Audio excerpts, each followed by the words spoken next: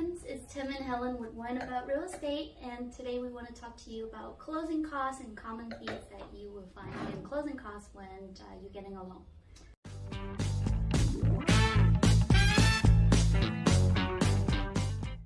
Yep. Common fees. If you're getting a loan, it's pretty common to find a loan origination fee. They may call it different things. They could call it a processing fee, an underwriting fee, an origination fee, but most likely there's going to be some type of fee for getting the loan. Yes, and this goes directly to your lender. A second fee you may find is an appraisal fee, and sometimes in Georgia we actually pay that prior to closing. Right. An appraisal fee is when the bank sends an appraiser out to confirm the value of your house to make sure that you're not overpaying for that house. Absolutely. In survey fees, Georgia, we don't actually require surveys in the state of Georgia, but sometimes if you will buy a plot of land or something like that, you may want to get a survey. So those are remember, in everything in real estate has to be documented. So that's why even though you may have paid the appraisal fee up front, it's going to be listed as a closing cost because everything has to be disclosed.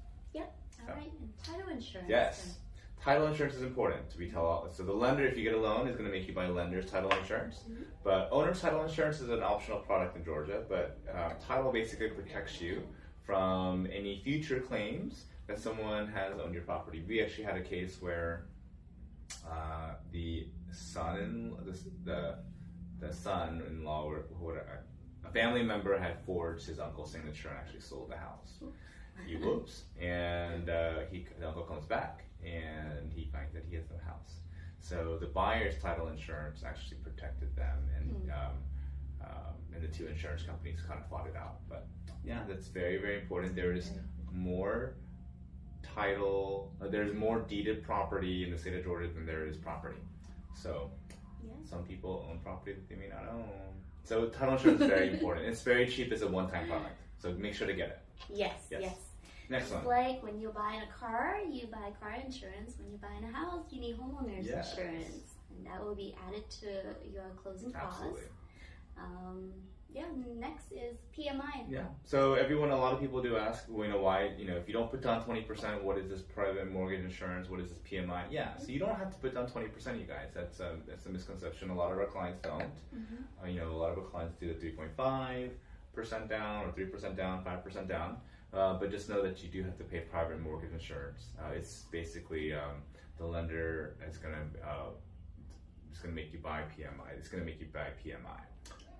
It's basically to protect the lender if you actually default and if you don't end up paying on your mortgage. But it does. There's very specific cases where it will drop off, and usually drops off at about 25% of your equity. So it's not a forever fee.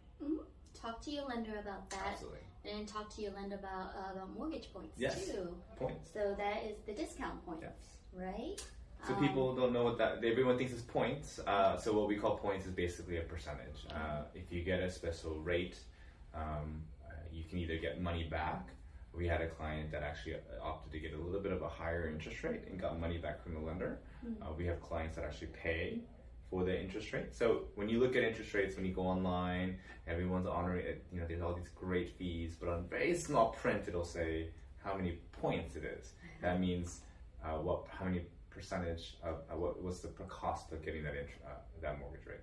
Yep. So next is property tax. Yes. You do have to pay property tax, so you'll be paying. It's prorated, and the attorney can calculate that for you.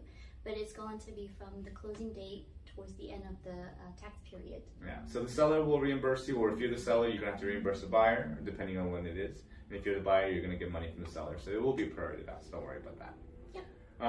The next one, attorney fees. So Georgia is an attorney fee, attorney state. In other states, you call it a title fee. So in Georgia, we do have an attorney that prepares all the paperwork, the documents, and they will prepare the title work and the title insurance. So in Georgia, you do have to pay an attorney fee.